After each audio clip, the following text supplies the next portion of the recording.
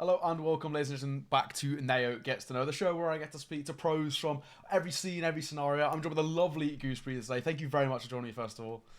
Yeah, thank you for having me. We'll kind of just go back to start, right? I think this is the best question to kickstart things. What is your story? How did you get involved into esports, to CSGO? How did you get your path to becoming a professional player?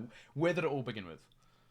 Yeah, so I mean, like the short story is it kind of just happened, Nice. but I guess kind of how it led up is, I mean, I grew up with like three older brothers, so Mm, that's kind of where I've got the influence through video games. Like sure. most girls' stories, it's usually older brothers in my generation. Yeah. So yeah, I was just influenced through them to play games and stuff, and I we first got a computer in the house around when I was like 11, Sure. and a couple years later, maybe 13, 14, I got my own computer. Mm, So that's when I started playing more and, spending unhealthy amount of hours in games. of course. So I guess I started off playing like I think my first game I played a lot was like RuneScape. I Nice. played Classic. like Soldier Front was like the shooter I played for like years. Okay. And I was like decent at that. Wasn't like the best, but I feel like I was good for not really knowing what I was doing and Sure. looking back.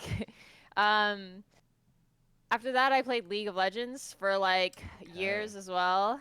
And then I eventually quit and I quit for CSGO. So Right.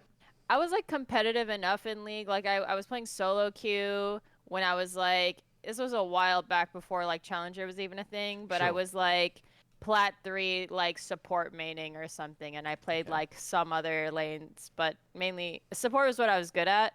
Sure. So I was doing like that for a bit, and then I don't know, at some point I just got like bored of League. I felt like I was just going through the motions, and Mm, it kind of annoyed me that like you could make like the most slightest mistake, like mm. he's alive with like one health, and then you get snowballed in lane and you can't do anything for 30 minutes, and I Right. like it's too boring for me. Like I can't farm for 30 minutes. Like I want action. Sure. Sure. So yeah, anyway, I swapped to CS and it was like way more fun because like you die, minute later you're good, like you're up again, like you're ready to Yes. go. Like, I can deal with that. So Fair enough. yeah, in general I just like Counter-Strike. I've played shooters a lot in the past. Like besides Soldier Front, I've tried like Battlefield, like Mm, some of the other stuff. Like before I was competitive in anything, I just played a lot of random games. So yeah, I got into CS:GO and I thought it was just fun. It was refreshing and it was pretty like natural for me to play it. mhm. I think that I was progressing at like a good speed for someone who's never played Counter-Strike before. For sure. So I think like that's a big thing for me. In like looking back, I think watching myself improve is something that motivates me to like continue in something as well as me like enjoying what I do. Mhm. So I think it was just like a good double whammy of like enjoying the game, but also noticing my progression. Sure. And that's kind of like what got me started in CS. And yeah, I just like kept playing. It was more just like me trying to better myself and just enjoy the game. And I think with that became like people noticing me. And Okay. yeah, I think that it's just like by doing the right things, you get noticed. So instead of like me trying to get noticed, I was like, just doing my own thing. And And it that's sort of where I happens, started. kind of thing. Yeah, so that's Yeah. kind of how it started. I was like a rookie and I got like scouted, recommended from friends, stuff like that. And that's how I got like my opening in the scene when I was Sure. like a pug star. Love to see it. And was there ever sort of a thought for yourself, kind of giving it a go going pro in league? I know you mentioned you played at quite a decent level. Was there ever that kind of thought, or were you never really drawn to being on that competitive level when it came to league? So I thought it was cool. Like that's kind of when I would like look up to pros. Like I would watch the matches and I Sure. thought it was like super cool. I was like, wow, like they get to play in gaming houses. Like that's so Of course. sick. Yeah. Yeah, like gaming for a living. Yeah, I thought that was pretty cool. So Yeah. I don't think I was good enough to like consider going pro. Sure. I like didn't take it super seriously. I just kind of played and like, I would try to better myself here and there, but I didn't take it as serious as I take like my improvement in CS:GO. Okay. It's Sure. like completely, yeah. So I think what's different is I also, I was just like playing for fun Mhm. and My dog in the background, man. Oh. She's making noises. It's like So... distracting me. Just digging. Someone's been found. Bailey, Bailey, we're doing something here, lady. I love it. Little cameo there from Bailey. Love it. Little cameo. Yeah. So basically, like, I didn't take League super seriously. I was like younger. I don't really think I even knew what I was doing. Like going back when you think of like yourself when you're a kid, like I don't even know what was going on in my mind, honestly. Yeah. But yeah, like I didn't take it as seriously. So I don't think I was on the verge of being pro. I don't think Sure. that was gonna happen. But in CS, like my progression was really quick. I was getting noticed, and then I got like scouted and put on and like picked up on a team. So I was like, Mhm. wow, like I'm in this game for like a year, not even, and I'm already noticed. So That's that's where I awesome. was like, I think there's like potential here. So I think the competition too is just something that I enjoyed. And I think like knowing that you could be really good at something, that's For kind of sure. where I'm like, well, I'm just gonna like go all in, I guess, because I thought I had like a real shot. For sure, for sure. Yeah. Of course, another thing you obviously mentioned your brothers played. Was there ever kind of a competitiveness with your brothers? Do you ever compete against them in terms of trying to see who's the best in the household? When we were younger, we would play against each other. I think like depends what we were playing. Like my brothers were better than me at Hmm. like most of the games, but like I was like I think I'm like I have a secret like rattiness to Of myself, course, and I right? kind Yeah. of enjoy being a rat. Hmm. And I think that like I would play one of my brothers and I would do like this ratty gimmicky like way of killing him. Just to annoy them, kind of Like thing. even then I think my style of play was already like there. Like I Nice. like to out like maneuver and like win that way, like rather than just like out shooting and For stuff. sure.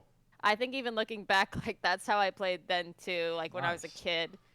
um yeah, and I would just annoy the crap out of him. He'd get like pissed off at me. So it was like a double-edged sword. It's like, do I want to beat him because like he's gonna get mad at me? So Yeah. Let yeah, them I off don't know. We sometimes.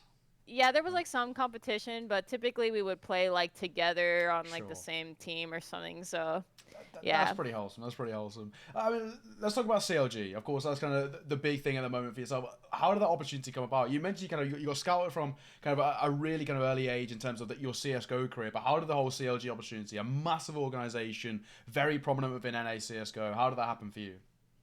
Yeah, I mean, I think that to be honest, like I think I was just like the best candidate. Like I Hmm. think if I was an available agent at the time, I think it would be silly for like teams not to try to pick me up because Sure. I was like the one of the top female players like in that moment. I still believe that I am. If anything, I believe I'm better than I was then, of course.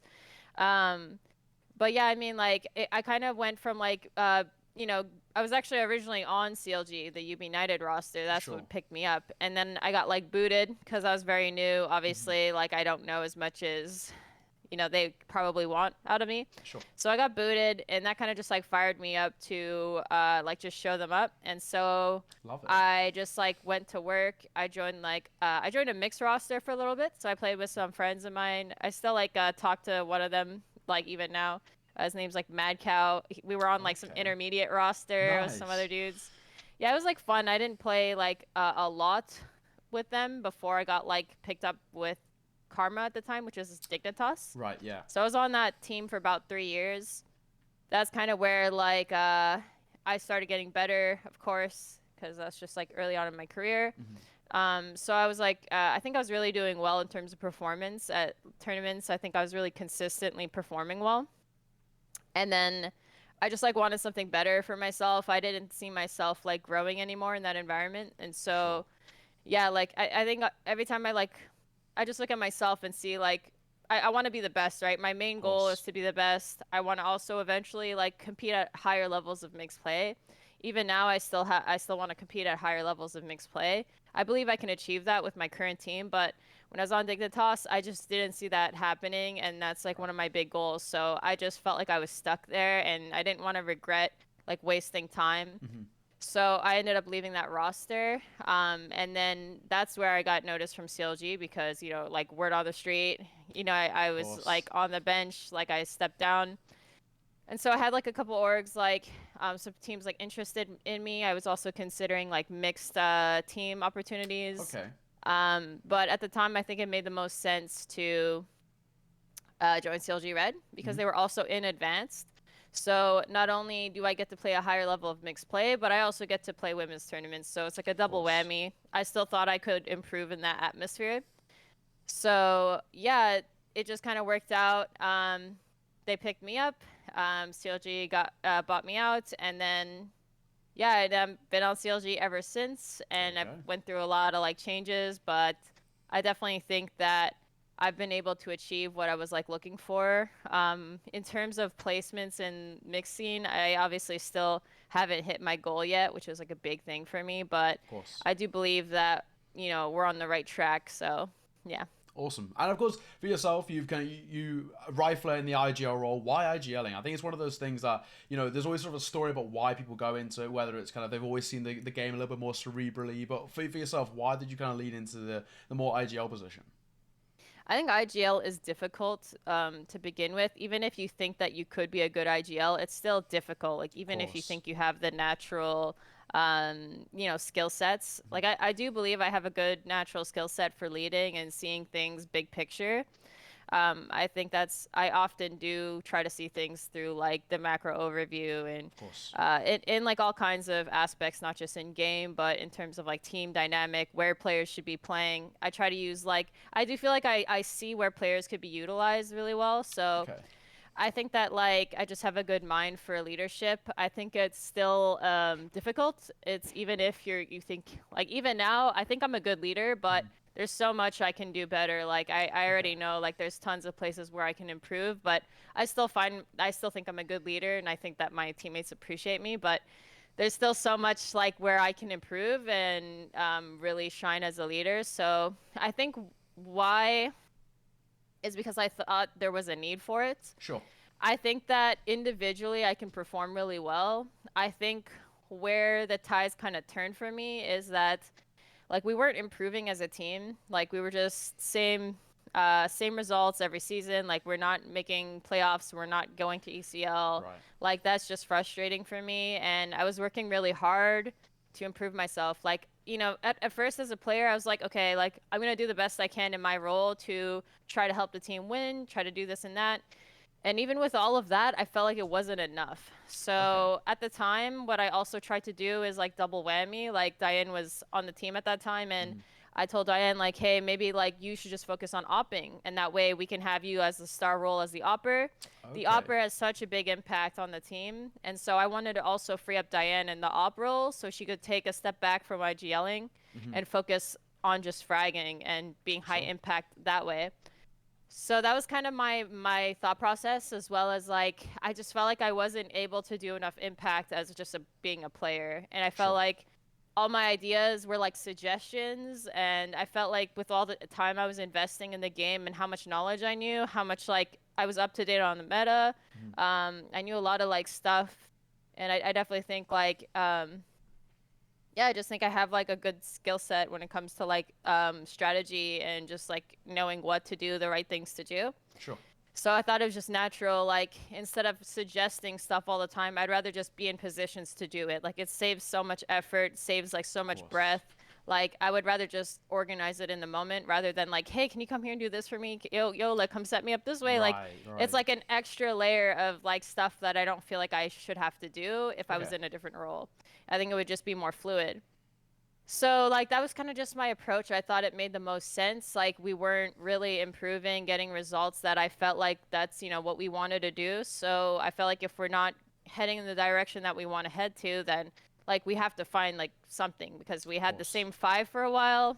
Like like once you've had the same five for a while and like everyone's trying to work on themselves and we're still not improving, that's like I think when you need to start finding different approaches. So Sure. that was kind of like my approach. Um, and yeah, I mean, I think it's like even right now with the new roster, I think it's really refreshing. I think that like my IGL is actually making a difference. I think like in Nice. this system where you have like a bunch of fresh players under your leadership and you get to mold the system from the get-go. I think that I think it's like I do feel like I have a lot of faith in my like leadership right now, and I think that like I'm doing the right stuff and I could see that it's working. So Okay. I think that plus the help of my coach, of course, like we're a team. It's not just like me leading. So we're a good team, and I think we definitely see eye to eye on how this team should like look. So I guess like, long story short, it was a lot that I thought about going into the Sure. role because as a player, as an individual, like going into a leadership is like it's not really it's kind of like a selfless play. Mhm. So it's like if you want to perform, there's that challenge. Like you're not going to perform as well individually. Not everyone's going to see what you're doing anymore in game. Everything you do is a lot of behind the scenes now. Mhm. So I think like I can definitely perform even as an IGL, but I think it's like, it's definitely a for the team play, Of course, obviously, yeah. because IGLing isn't really like, it's not the funnest thing. It's definitely difficult and it takes a lot of effort. Yeah. So I think it's like, it's definitely like rewarding at the end of the day when your team is doing well. So I think that like, that's kind of at the end of the day, like I want to hit my goals, and I think Yeah. that's like where I have to be at the moment to do that. Love it. I guess, kind of recent news as well as ESO Impact. I mean, how Yeah. great has ESO Impact been for the women's scene and of course for NA specifically too? Yeah, I mean, I know a lot about EU and NA, more specifically NA, obviously. Hmm. Um, Impact has actually done a lot for the scene. I think that a big thing that people don't really recognize the difference between then and now is the consistency and the opportunity for new players. Sure. So I think people are wondering, like, well, women tournaments didn't work before. Why are they going to work now? And it's different. So ESL is giving you a stable structure, two teams, two orgs, two new players. They're creating a season itself. So this is engaging new players to commit to Of stay course. together. And not only that, it's the structure and the prize pools and um, just the stability of the way they like plan out the schedule. You know everything the whole year through. You know Of what's coming. course. It's not like, oh, by the way, like this event's coming in 3 weeks. Yeah, you guys want to go? Like, Sure. oh, this week this tournament's not happening anymore. I don't know. They just backed out. Like, Right. the stability is like there from a big like backing like ESL. I think that's really enticing to orgs, but also like sponsors just want to support women. Like that's how they want to invest their money, and I'm sure that investing in women over time, more people getting involved, more like women buying into their brand maybe. Mhm. I think it's a smart business move as well, but in general, going back to like the impact on the women's scene, I think that giving the opportunity to players who aren't as tested in the scene, Sure. I think that's where the players are like, that's what you need to grow a scene. You need those new players. You can't have the same like 5 players who are recycled all the time. Like, that's not how a scene grows. So I think by giving a chance to those up and comers to like give them something to work for, give them a reason to stick together, is kind of where you're seeing like the success. So right now we have more teams than I've ever seen in my career For sure. in North America. In history, it's always been CLG Red, Dignitas, and like 5 chicks or 2 sets of Right. 5 chicks who join just for that one tournament to see if they can maybe win. Hmm. They don't win because obviously like they're not playing together like the two teams that always play together. Yeah. There's only ever 2 slots max for NA.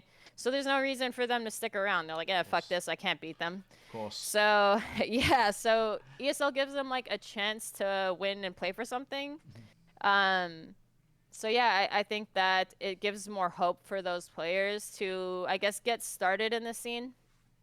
And I think it's proven effective, regardless of what your take is on whether there should be women teams, CS, whatever. It's proven effective, and I Yeah. think it's just a stepping stone in reality. Like you can't just go from the bottom to the top of a mountain in one go. Like you have That's to it. take steps, right? So the goal here is to get more women involved in Counter Strike. It's good for the scene. It's good for business. It's good just to, for women who Of want to be a course. part of a space that's not like as intimidating because there's more women involved. So I think that, yeah, I think that Impact has had a lot of different effects on the scene. I think that giving a voice to women is also something that you don't really see right away, but it's Mhm. important because women having role models gives them like hope that they can be a part of a scene. And I think like it kind of hit me that I am definitely someone who probably can be a role model, Sure. and I've been trying to step it up in terms of like being that role model because I do believe I know what it takes to be better. I know what high level CS looks like. I know how high level teams function. Um, I've experienced it. I know people who are playing at high levels, and I can kind of just see like, hey, like what are you doing? Like how do you guys do this? How do you guys do that? Sure. And I just have like a lot of knowledge and experience. So I think that I could be a good influence to women to show them like this is what it takes if you want to be the best. And setting a good example is really helpful because I think how you spend time is super important. And if you're wasting your time doing the wrong stuff, like you're not going to progress. So I think having just giving women like the right direction of where to go. I'm still trying to find ways to do that, but I've been Right. trying to do like YouTube and stuff like that. I think trying to influence women and help them with, taking that like barrier of like they don't know what to do like out of the way, which is why I created like a women's Discord to just Yes, get rid yeah. of the barrier.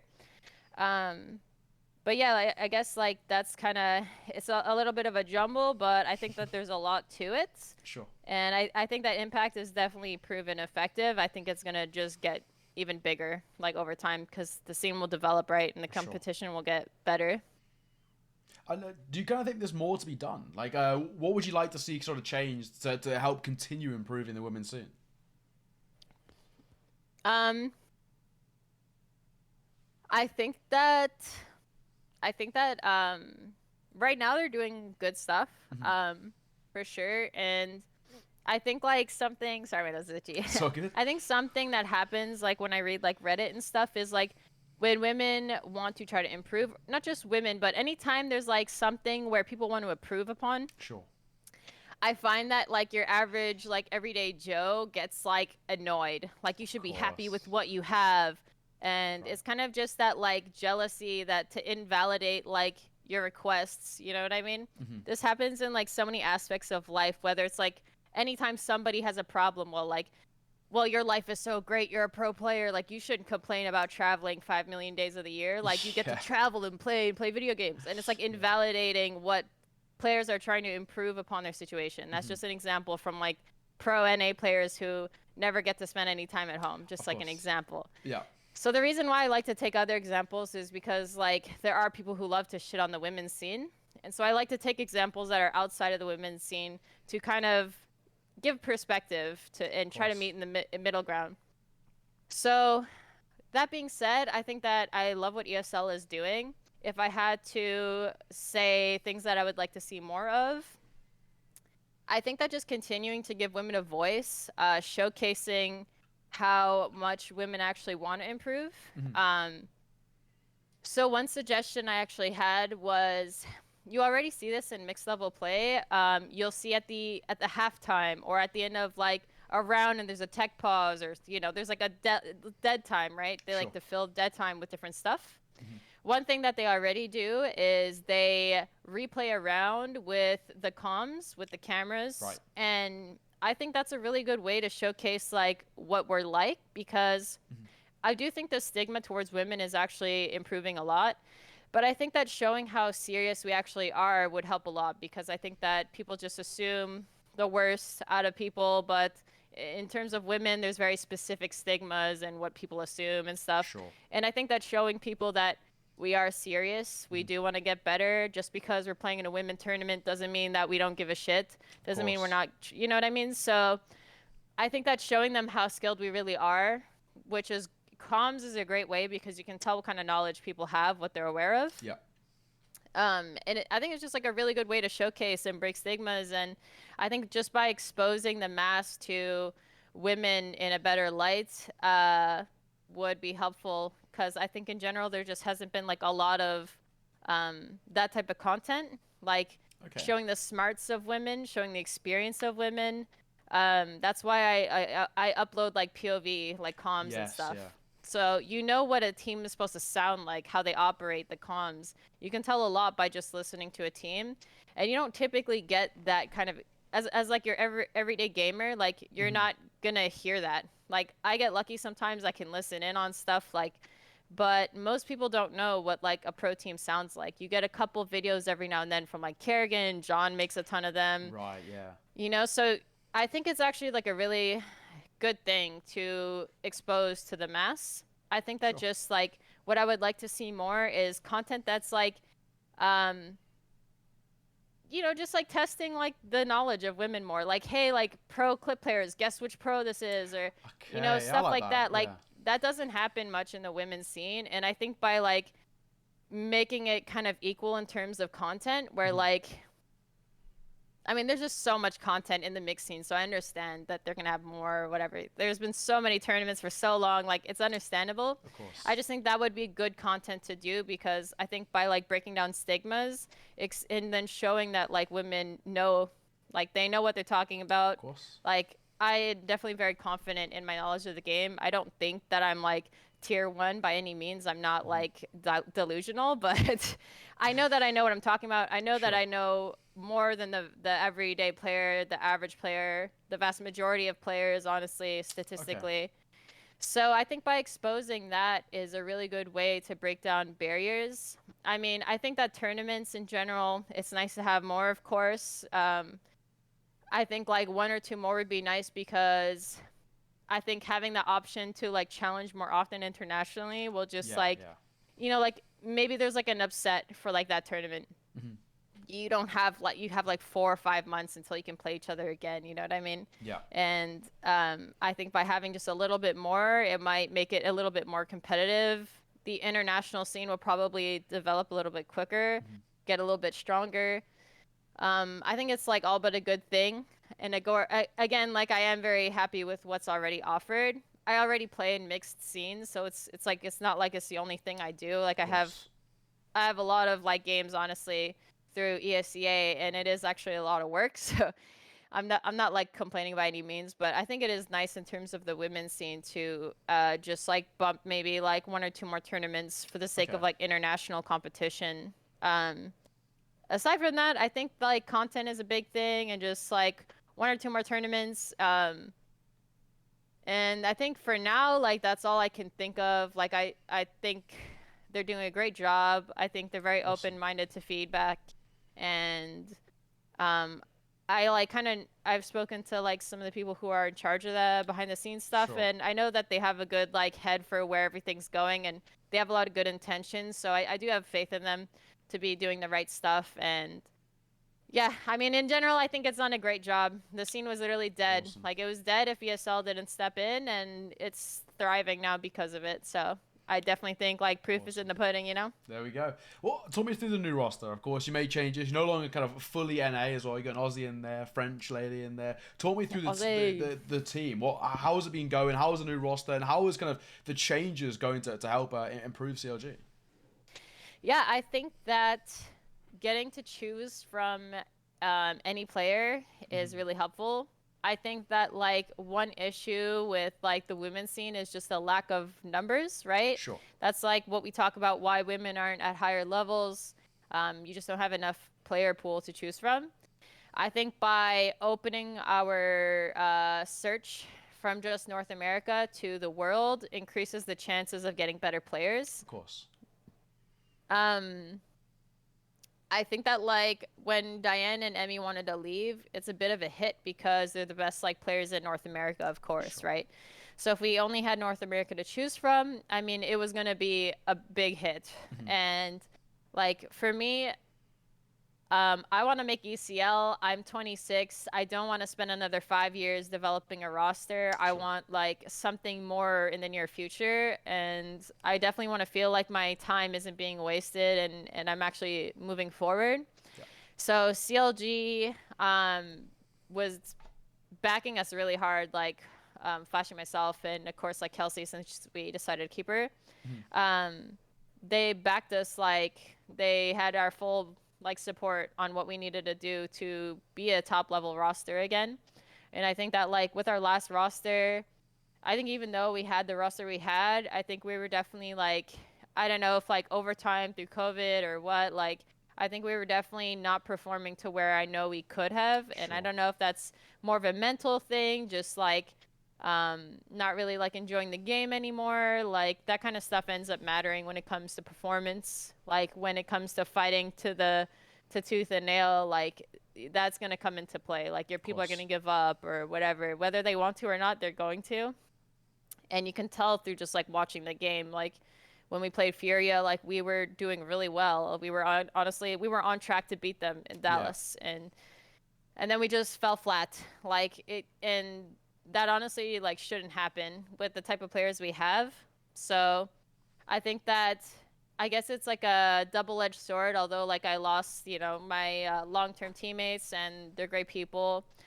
We also got to bring in a lot of fresh talent. So these players are really hungry, right? That you're just starting their careers. They're gonna like fight till the bone, like to win. Like they definitely will have like the will to fight. And that's really important because you can't give up like until the game's over. And you know, this isn't like saying that those players like give up all the time or anything. I just think that's like what the atmosphere was like. Okay, sure. Yeah, so I think again, like going through international players, we got to find like some gems. Flashy did a lot of the scouting process. I just kind of chilled. I was like, you got it, man. Like I trust you. I just like take a bit more off my plate now, and I just trust Flashy to do his job. We have like a good system going. So he did a lot of the scouting, and then I would go back and I would watch some stuff on the players. We would just talk about which players seemed good. We did some tryouts, but we had a lot of what we needed to know with like the scouting we did. So we didn't have to do a lot of tryouts or anything, especially because they're international players. It's harder. You know, having them scrim on high ping isn't going to be as useful, especially like Bibi. She's going to have like 200-300 ping, like literally unplayable. So yeah, Bibi was just like a gem. We kind of knew of her, just like we chatted a bit with her in like Dallas and stuff. And I mean, I know that she's like a nice girl and stuff. So all that really came into play was like how, you know, when you watch somebody like a demo, you can tell how smart like a player is sometimes. Like you can tell if they're aware, you can tell how they're moving, their crosshair placement. So Flashy did a lot of that scouting. I watched some myself, and we thought that she could fit really well into the team. And Kaude as well.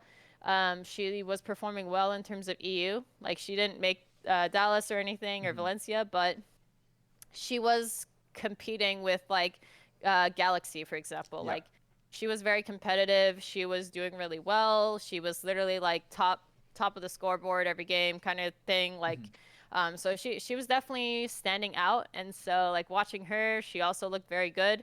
She looked like she took initiative just by how she was moving. You can just kind of tell when you watch a player, I find.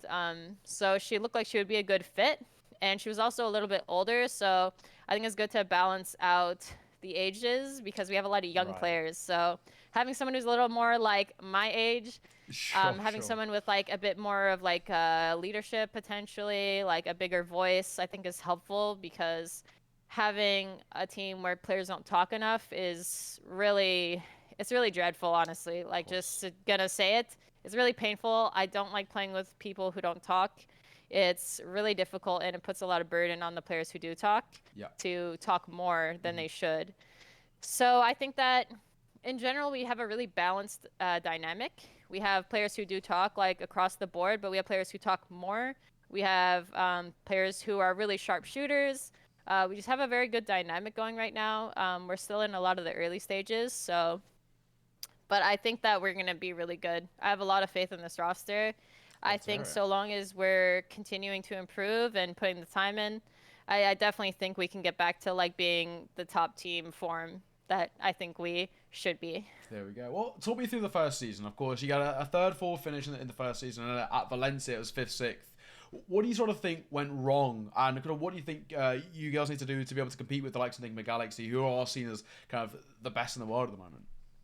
Yeah, so, I mean, I know how I face up against those players. I have full faith that myself and my team can be the best. I know that I'm a very high caliber player, and I know that the showing is not like what I expect of myself or like my team.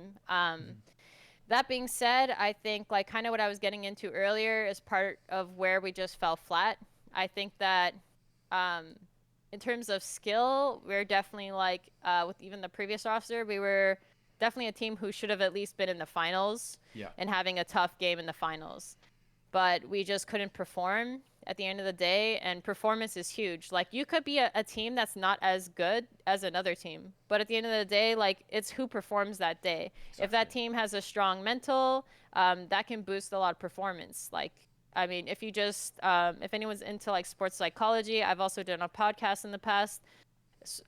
Just your mindset is really important. It's a For very sure. powerful tool, and it can make or break a player. Honestly, I think that we were just lacking kind of that extra push, I guess, like that. I think we were lacking like a strong mental in terms of being a team, to be honest. And I think that is where our fault was. Like, I think we're a Sure. good team, but it's like that mental, how we're showing up that day. Either we're playing really good CS or we're just like not playing how I know we can. So I think that it was just too like inconsistent. And I think when push came to shove, we fell flat, and it sucks, but that's just the reality of like what happened. Like, we were honestly playing really well, like Vertigo versus Furia, like we were barely making any mistakes. Like, we were Hmm. playing really well as a team. Everyone was calming well. The team flow was good. Awesome. Mirage came in Dallas. We were also playing pretty well, like a little more mistakes, but we were dictating the pace of that game 100%. Hmm. Like, we were in control of that game.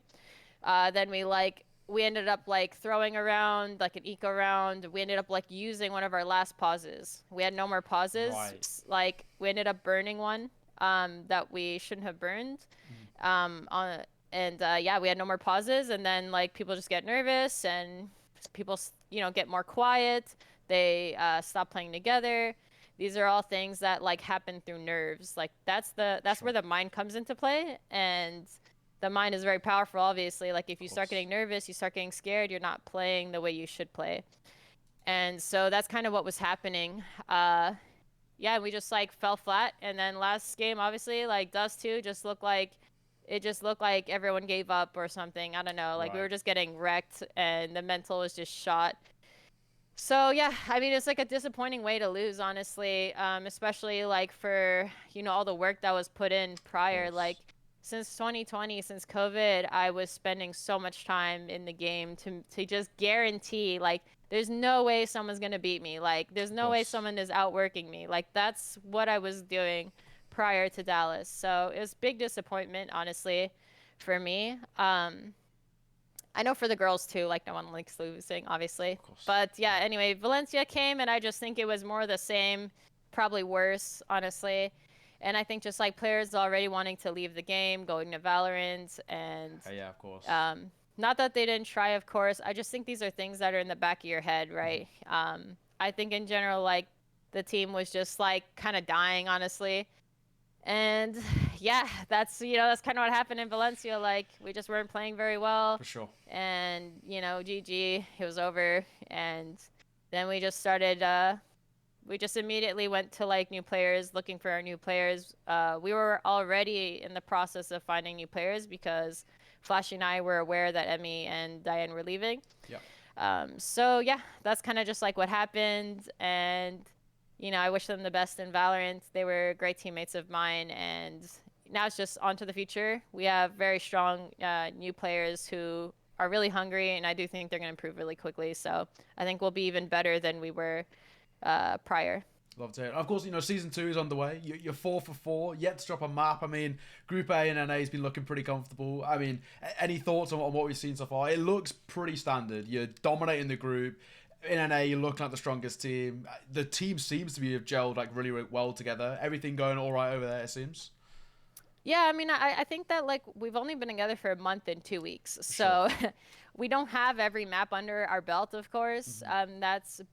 That's obvious, but we actually do have a lot of maps that we're comfortable enough to play, considering the Yeah. amount of time we've spent together.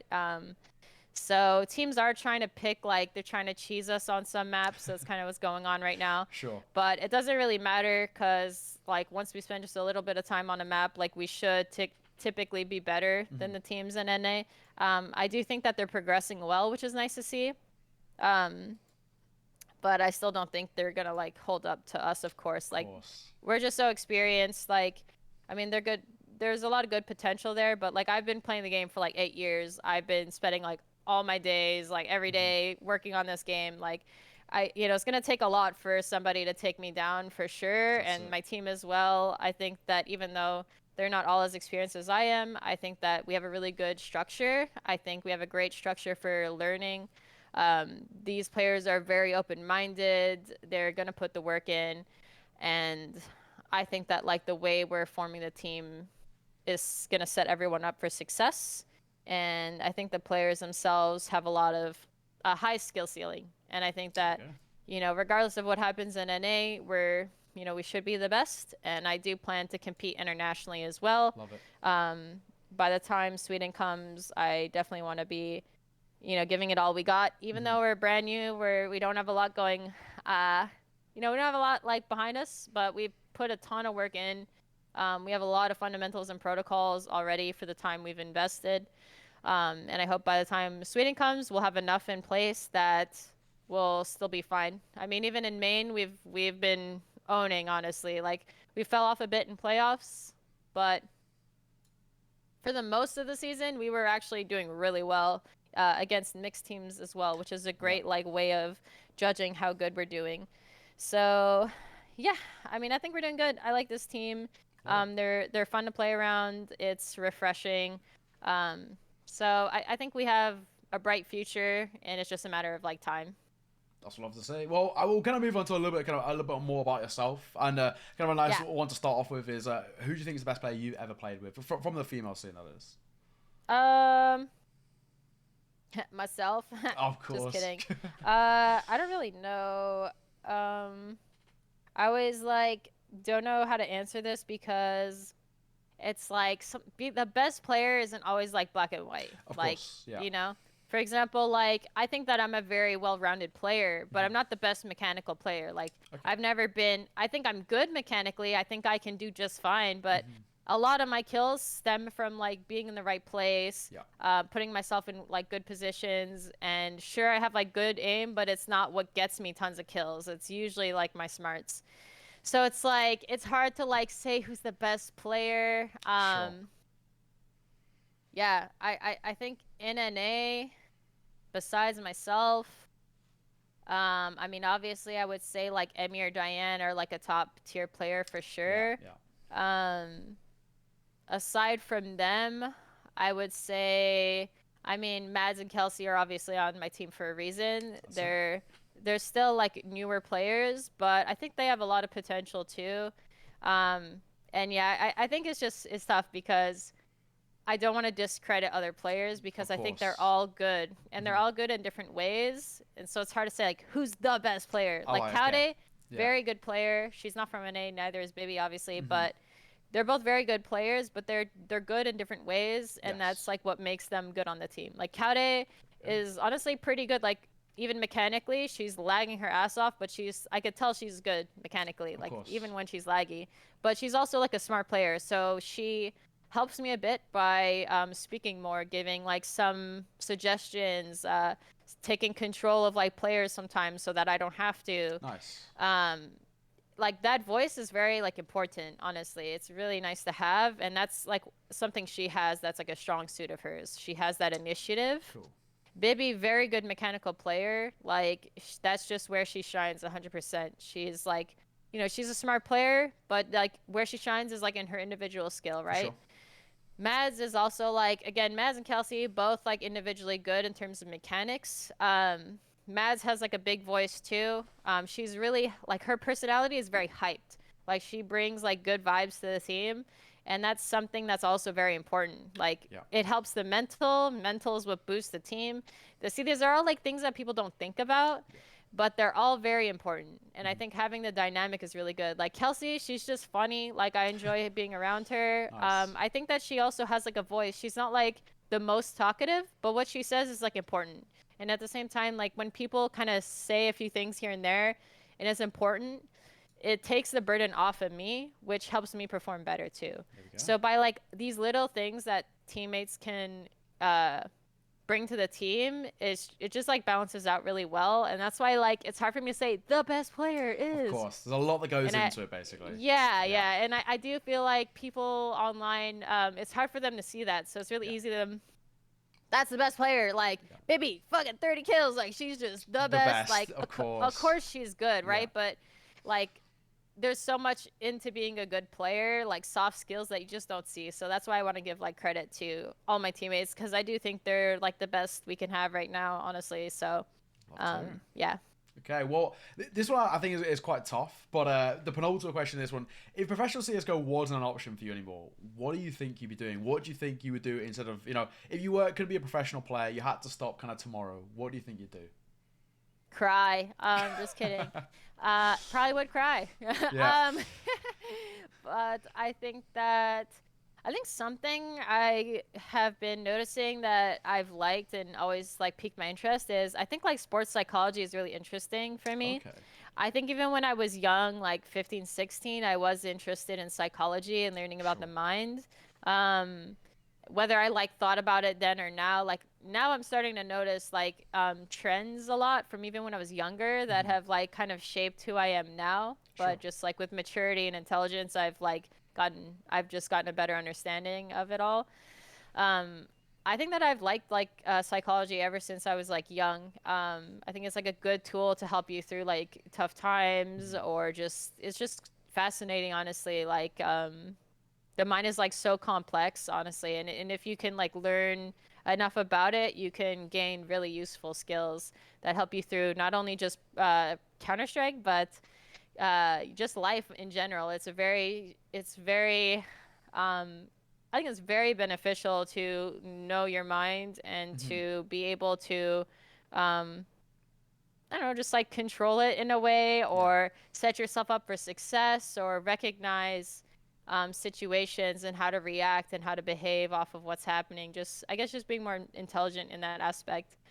Okay. I think I would probably like to do sports psychology. I would have to go back to school, which is a problem. Right. Yeah. I never really liked school that much. I didn't hate it, but I didn't like it. And I also have ADHD, which I think didn't help me when I was younger. Sure. So yeah, I think I would have to go back to school, which would be kind of tough. But that's something that I think I would do fine. It's just something that I would have to do if I wanted to Of do that. course.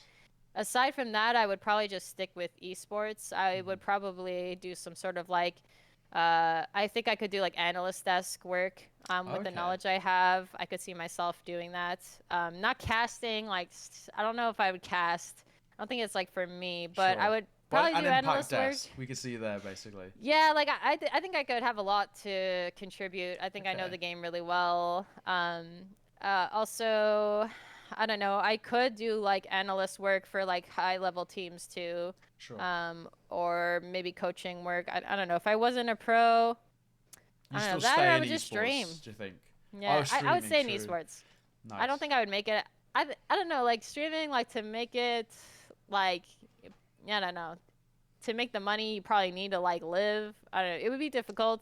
Of I think course. I could like do it, but I don't know if that would be like my main thing that I'd want to do. Yeah. That's probably my options. I would go through like some of those options and I'd probably Yeah. just take something There's a good that few there. seemed fun. Yeah. Yeah. Just like go through my skill set and use my Nice. skill set somehow. Okay. Well, last one on the kind of the CS:GO topic. What are your long-term goals? For in the women's scene now, winning impact is probably a really good one up there. For you personally, what are your long-term goals? What are you looking for kind of within this team and within your, professional career? I mean, ECL has been like my goal since like ever. Like Sure. I've been wanting to be premier for so long. Hmm. And I mean, I know it's like, well, Goose, you're in main. You still need to make advance. Like I've played like so many season in advance. Like I know I can make advance back. Sure. So it's not like obviously I gotta make advance back. But my goal is like I already been in advance. I've To been go one multiple higher. like 8 seasons plus in advance. Like I know Hmm. I can compete at that level. I want to like test myself at ECL. I want to see like Sure. how I hang there, and just playing at that level will challenge you to a point where you'll become even better. You'll either fail or you'll get better. You Of know, there's only course. two ways to go. So I've been wanting to compete at that level forever now. I think before I ever retire CS, I want to have a shot at playing an ECL regardless of how I do it. That'll be Hmm. something I want to do. Um, yeah, it's been a really big goal of mine. So I think no matter what happens, now, whatever years from now, I think I will definitely take a shot at it. Sure. Um, But yeah, my goal is to get there with my team Of because that course. would be the best situation. I think that these girls are good enough to get there. Of course, like with the women's scene, there's a lot of like training up you have to do. Hmm. So that's why like progress doesn't come as quickly as like sometimes you would like. I do think that these players though, they will progress quickly. I can already tell we've already done so well in a short period of time that I think just time on this team invested correctly will help us a lot. Hmm. I think they're all really hungry players who all want to compete, even high level mixed CS too. You can just tell deep down, like with people's actions, what they actually want. And I think that by their actions, I can tell that they have what it takes to eventually get there. And I'd like to get there alongside with them. So yeah, that's a big goal of mine. Honestly, I just want to like prove it to myself, but I also want to just prove it to everyone. Like prove it to the world that we can do it, I can do it, and just like, shut up all the people on Reddit Right, who right. talk all that shit. So that's a big goal of mine, Nice. and I'd really like to make it a reality one day. Love to say. Well, we're going to move on to kind of the second section, kind of looking more into kind of just yourself. And what was life like growing up? Kind of what did you like to do? What were your interests kind of growing up? Of course, you already mentioned kind of esports with your siblings, but what other things did you enjoy doing? Um, when I was a kid, I did like kung fu. Um, Nice. Yeah, I was like an athletic kid Sure. besides gaming, I guess, because like gaming's very obvious of Mhm. what I did. Um, I don't know. I like to go outside. I don't know. Like when I go back and I watch my childhood, I'm like, I would just ride a bike around my street for like hours. I don't know. I Nice. would just like go outside and do random stuff. Like I don't even know what I did with my time. Right. Um, so yeah, I would just like do random stuff outside, like keep myself occupied.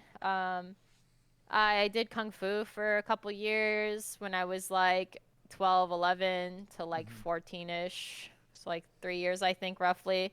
Um, that was pretty fun. I was pretty good at it at the time for like my age. I went to like a competition once.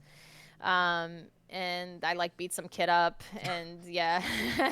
I Nice. I wasn't like mean though, like I didn't like beat the crap out of him or anything. Like I still didn't really like hurting people, but yeah, Sure. Uh after that, I was just gaming a lot, so I was really tired. I Mhm. wasn't sleeping at the right hours, so my mom like pulled me out of that, and then yeah, I don't know, I just like gamed a lot. I don't really know. I didn't Sure. really do anything else besides just like gaming. Um, that was like most of my childhood, and then around 18, I started playing CS. So that yeah, just I would do like Just high random school stuff. stuff. Yeah. I had gym twice a I went to like advanced gym classes in high school. Okay. That's what I found was fun. I went through like all my options and I was like I'll just do like more gym, I guess, cuz I Sure. thought it was like fun. So that's like honestly all I did. I don't really know. I wasn't like it wasn't that like cool as a kid or whatever. It's just I was just living life, Living life. playing games. That's it, Nice, fair really. enough. Well, of course, I mean, nowadays, do you have any kind of hobbies or stuff that you like to do outside of esports when you're not in officials or scrims? What are your sort of hobbies and interests? Some people like movies or music. What is it for you? Yeah. I mean, I do like music. I think I'm a very like I guess I do have like an artsy side to me, which is like Sure. I think typically like music, like dance, stuff like that. I think that's like Nice. fun. Outside of CS, I did like MMA type stuff, like Okay. for like a year. In like 2019, I was doing that a lot, like Hmm. 5 times a week kind of thing. Wow. And I would do like a few different classes. What I liked the most was Muay Thai because I think it kind of reminded me of like Kung Fu a bit. Sure. Technique is a little bit different, but I thought it was really cool, and that's definitely what I liked the most out of everything I tried. I tried like jujitsu and boxing, but I think Muay Thai was like more my style. Right. Um, I stopped doing that a bit because it just became like too much. Not enough time, honestly, when you're like competing.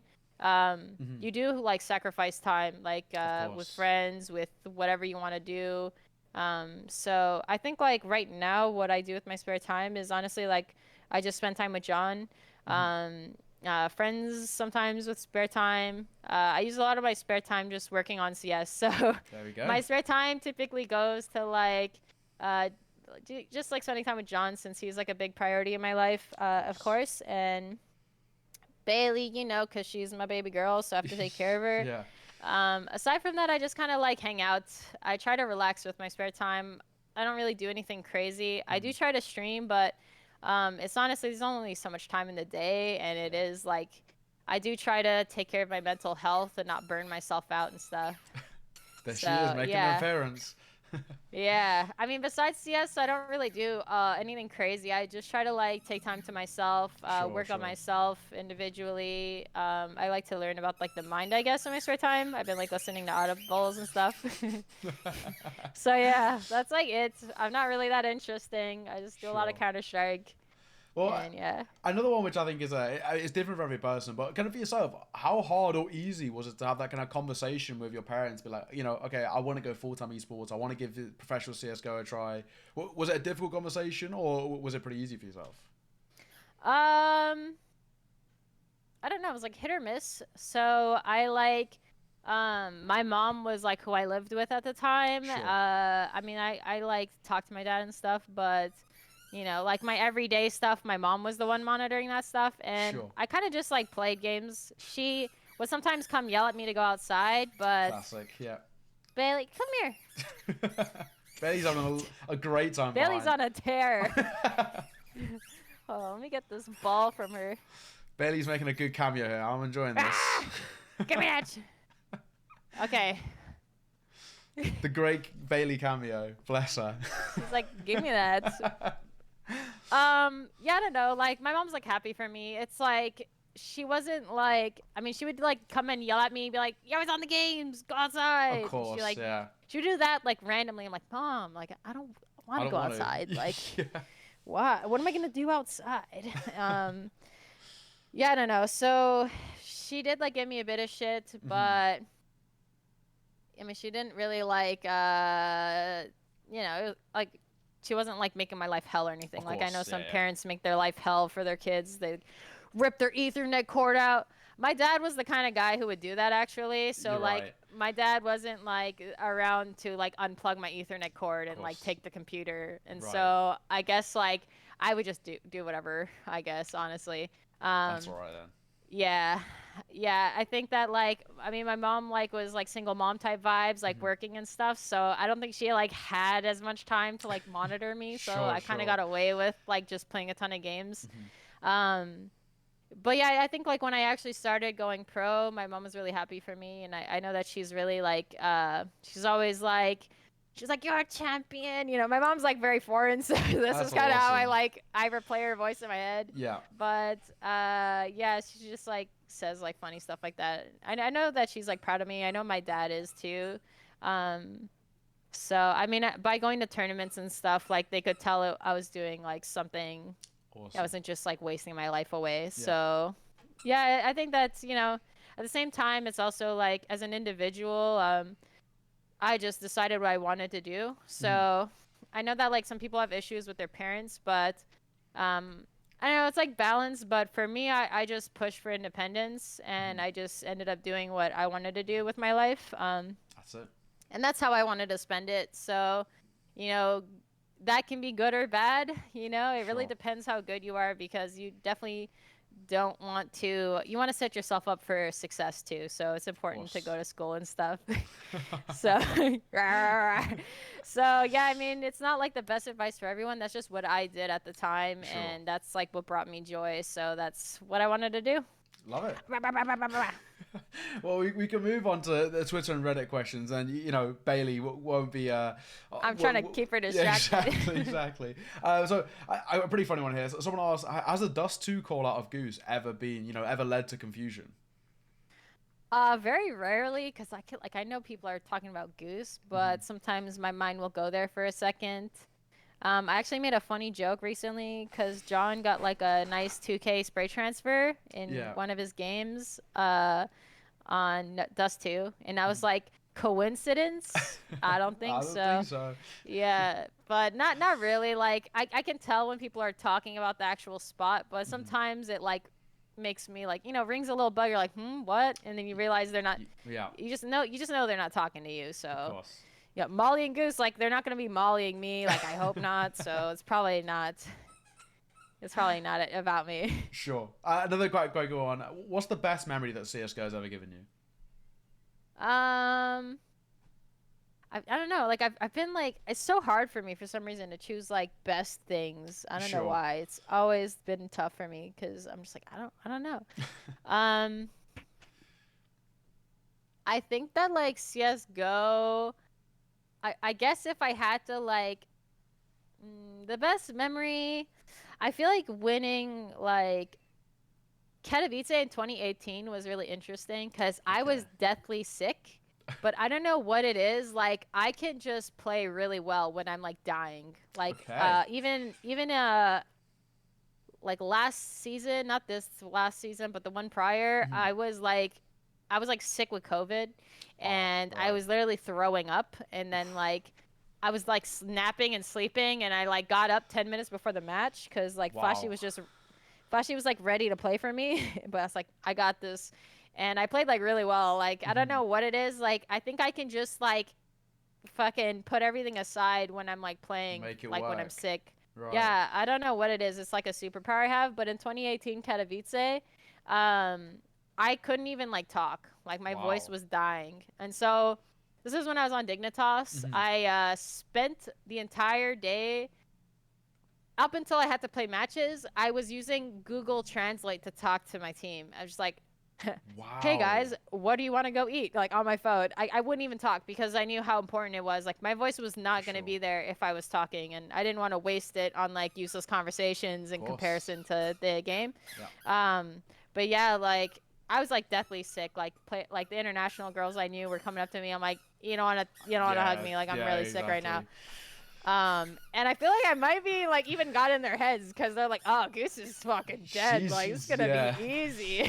And I was like one of the top placers in that event, Yeah. and Yeah. we like won the event.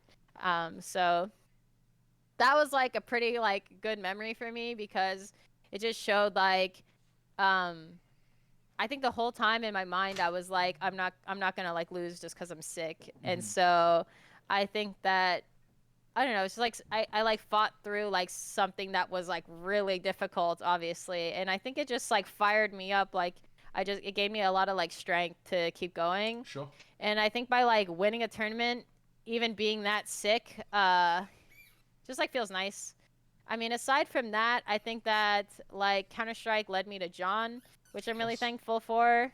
He's like a really awesome guy. I'm really like grateful that I met him. Yeah, I So was going to ask about that. I mean, yeah. how did you meet? What's the story there? I mean, that's a question that was actually widely asked on sort of Twitter and Reddit. How did you actually meet? We had a mutual friend group, so we were just like friends for a while, Mhm. and then at some point, like we just developed feelings, Sure. you know, and then from there, the rest is history. There we So go. yeah, we were just like good friends. Like, I mean, I think like we had things in common and fun topics. Like he's really into like sports psychology too, so it was just like There cool we go. getting his like mind on stuff. We just have like a fun friend group too. It's kind of refreshing because like I don't know, when you're competing it's like hard to like build those friendships because it's like there's only so much time in a day, Yeah, of and to course. build like good friendships is kind of tricky, but we have like a really chill friend group that's like really nice. Mhm. um Jeez. Haley, I swear to fucking god. She's I getting her swear. action too. That's what matters. uh, yeah, so we have just like a really chill friend group, and we would hang out like all day. Like that's the kind of friend group we would like play Minecraft all day, do Nice. random stuff. And then we would just like I had a long break, and we were just that's how I met them. We would just do like a lot of random stuff all day. Awesome. And yeah, that's actually like the little box they play in Impact now. They're called Please Send Oh, Box okay. now. Yeah, yeah. But like Kimmy, Smiley, like Bouchard, those were like part of like the friend group that we hang out with a Hmm. lot. And it's a little bit harder now, like with like just competing and stuff when you don't have time off. Of course. But yeah, we just like met through that friend group. It was like a really chill atmosphere, and I mean just how like feelings work, like they just develop over time. There we go. And yeah, and that's how it is. Fair enough. Someone else asked as well, kind of to follow up. Um, do you ever play CS:GO with him? And does it ever get like kind of competitive between you two? We do play CS all the time. Yeah, we play like different stuff. I think when he's at home, we don't play as much. Like we play Sure. CS, but we don't play like other games as much. Just because like we can hang out and stuff. We Of don't course. have to be just online. Online, we usually are just like playing games or watching shows more. Mhm. Um, but yeah, we play together a lot. Like sometimes more than others, just because like you're not gonna grind pugs all day every Of day. Like course. we both like play all day as our full time thing anyway. It's like a bit of a But rest, isn't it, as well? yeah, I mean we have fun. Like I mean it's like we're both competitive people, but I mean we both like try when we play and stuff. So um yeah, I don't know. We There we just go. like play. Like I don't know. It doesn't really get too crazy. We just Fair like enough. try to enjoy each other's company and just play. There we I don't go. know. Yeah. So another one is favorite food or snack. If you had to pick one thing, and you can only eat this one thing, what are you going for? Um, yeah, see, like favorite things are difficult Yeah, because yeah, like, yeah. man, They're tough. it's just one thing. Like, Or you can I list a guess few, I fruit. guess.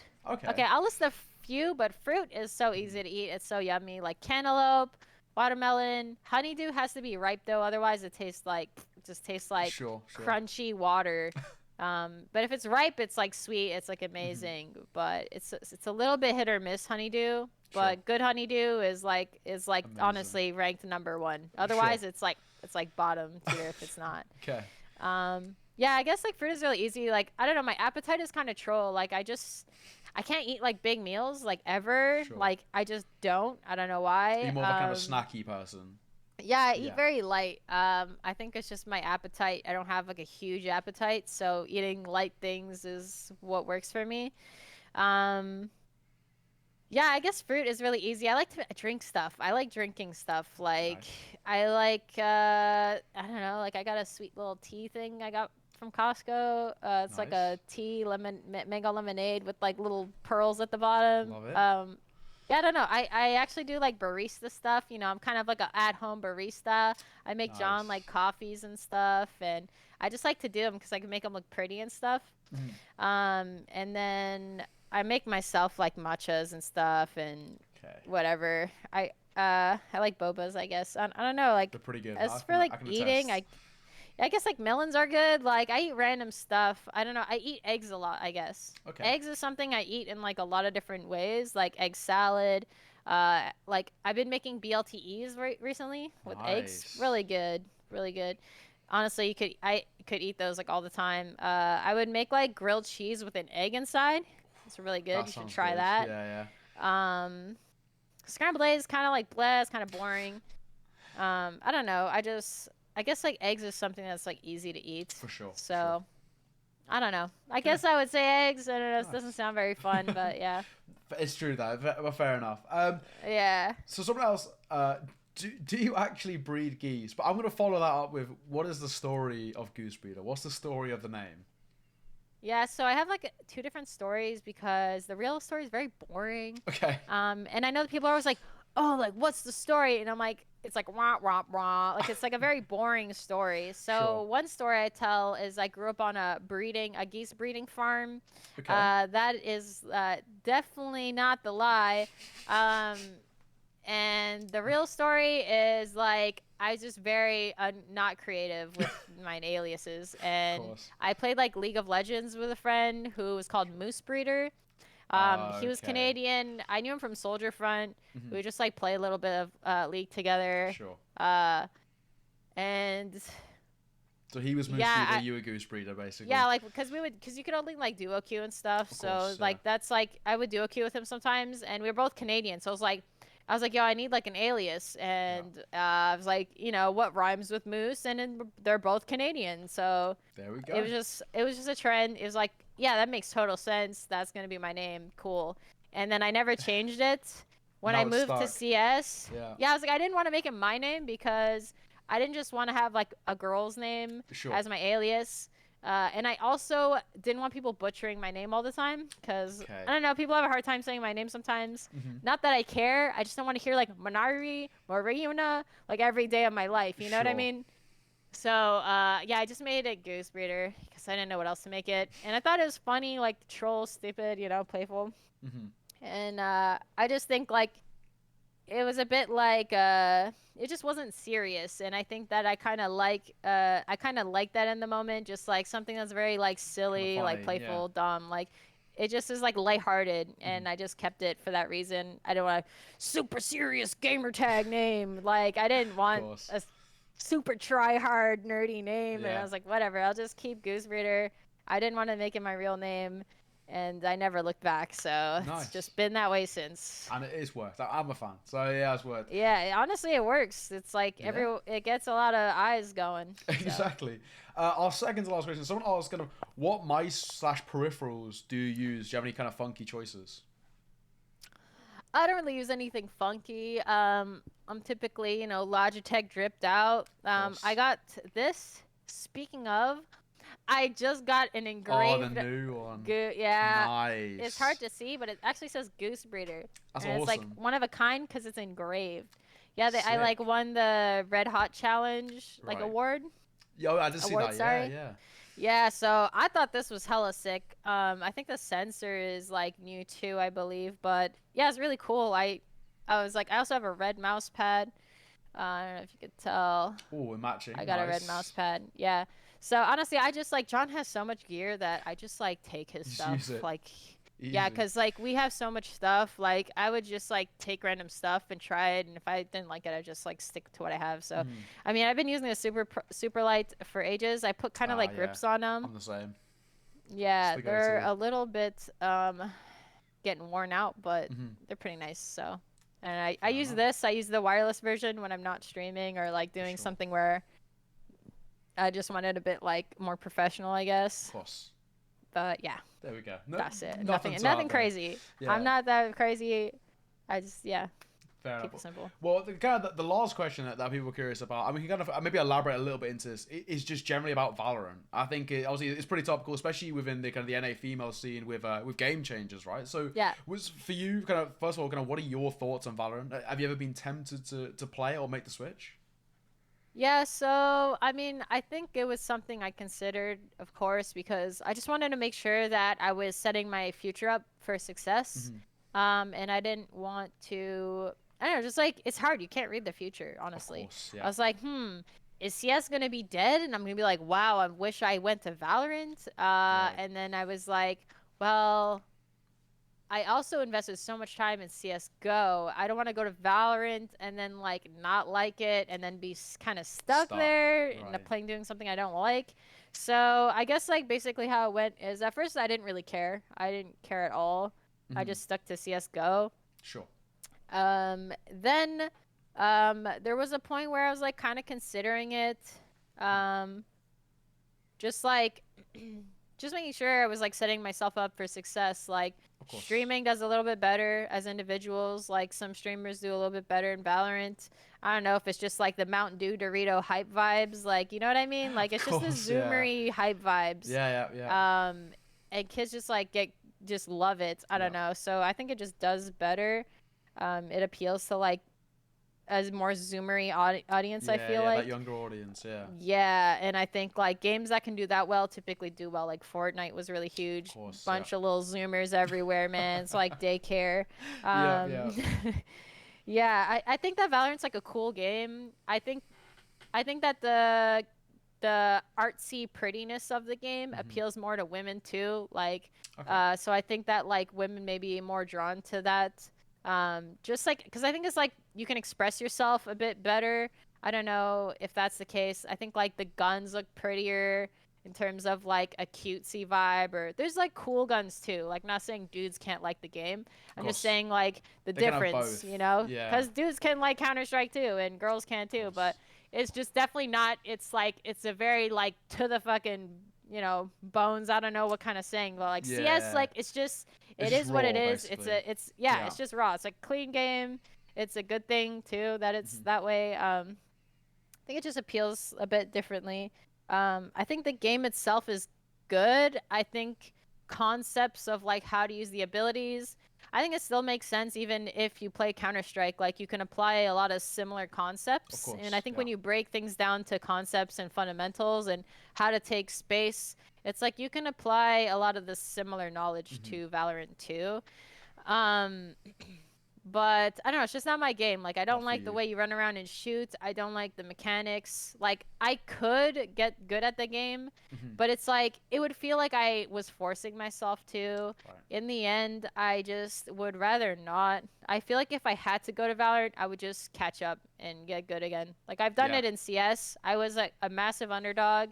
I caught up, I got better, whatever. It'd be better to start off ahead of time, but Yeah. I just like CS better. So I'd rather just like again, like a really big goal of mine is ECL. Like I've been wanting to do that forever. Hmm. I feel like leaving the game before I ever got to do that would just feel like I'm kind of just like um almost like cheating myself, like, Yeah. like Sort of quitting quitting in a sense. early. Yeah. Yeah, like I don't know, it just like felt bad because that's something I wanted for so long. Of So I feel course. like it just feels a bit bad too, because like if your peers leave, then it kind of like in the women's scene, it's like if I'm gonna stay in the women's scene, it's very challenging to like hit that goal if Yeah. all my peers are also leaving. Hmm. So it was something I thought about. Eventually, what came down to it is I just decided like all my time was already invested in CS. I've Hmm. already invested so much time. I've gained a lot of knowledge. I'm good at the game. I still think I can get better at the game. I still see a lot Okay. of ways where I can improve. And so even though I'm like, I'm at the level I am now, I still think I can be better. For sure. So yeah, it would just feel like a waste. I also did know that there was going to be events eventually. Like I Hmm. kind of had an idea of ESL Impact before it was announced too. Right. So like they kind of went around asking for like input from certain like figures in the scene. Sure. So I did get to know a little bit ahead of time. And so I just decided I would take the gamble. I would stay in CS and just trust it and just grind through it, whatever.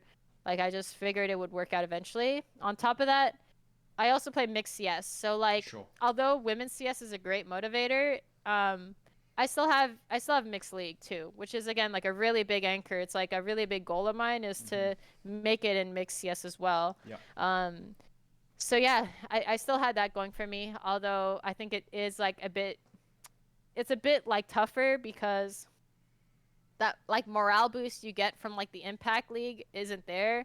Right. Right. Um, and so like depending on how your mix season goes, it can be very like tough. Like if you're not doing really well or you're not winning, it just feels like you're just grinding through like the motions of it. Yeah. But I Yeah. just trusted the process. Like I knew that, you know, I just trust long term that I can make it in mixed CS as well. So yeah, I don't know. I just stuck to it.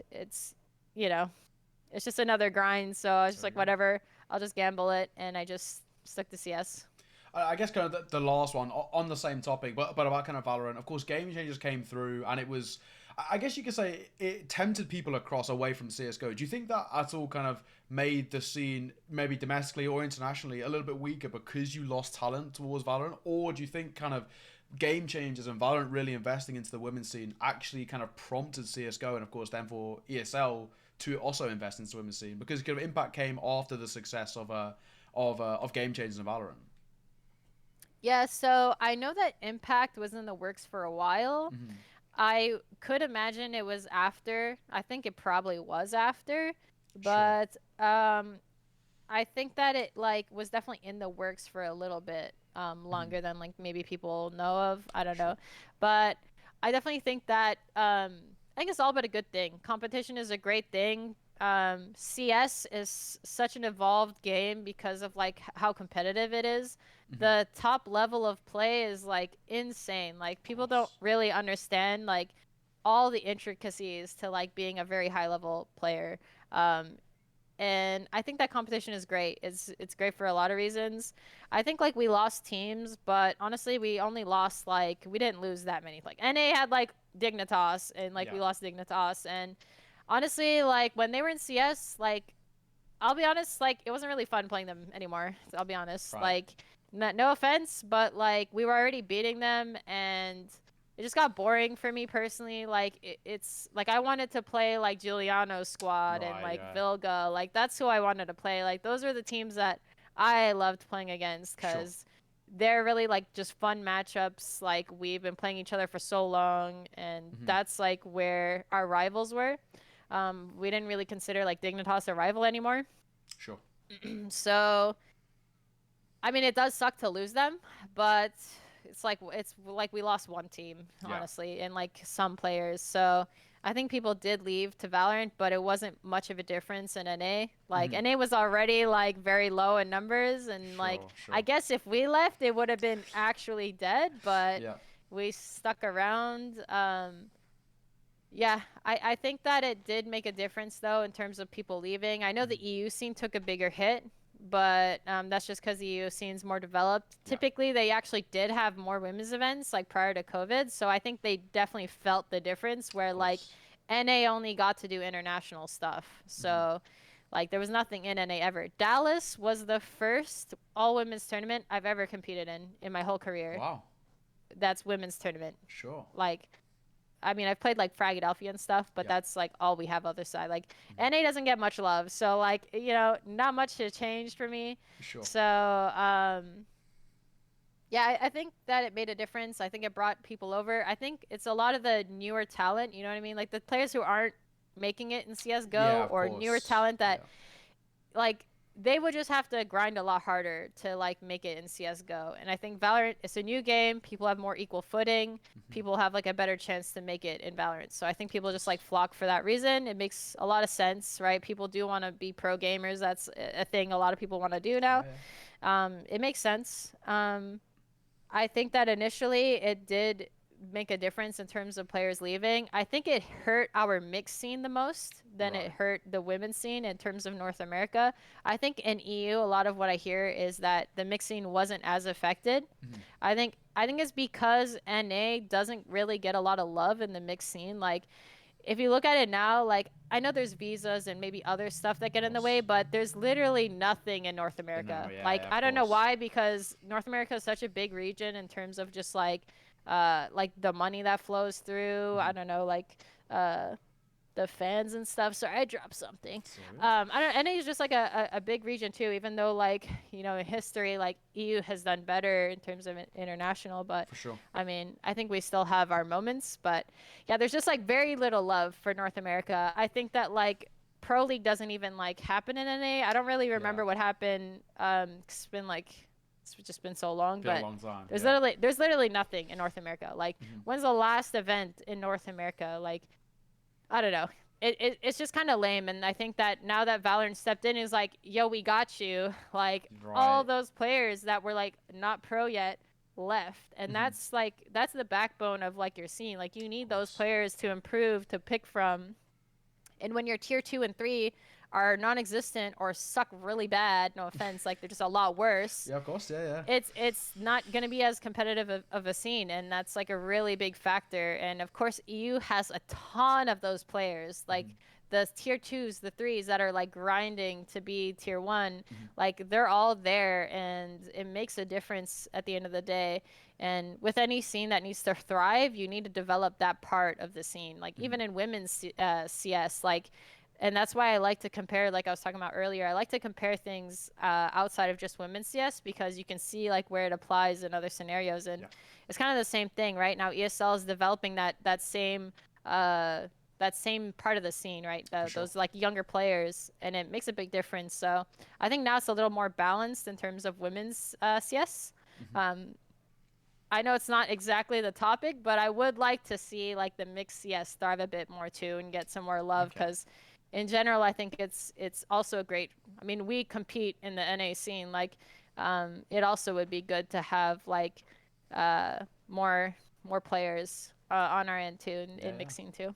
Okay, well, that actually concludes all of my questions. I've got no more, but I'm gonna open the floor. But if there's anything you want to shout out, you're more than welcome to. All your kind of socials are already linked below. Your art is below your head as well. But anything you want to Awesome. shout out, I mean, feel free. Yeah, just thank you for the interview. Welcome.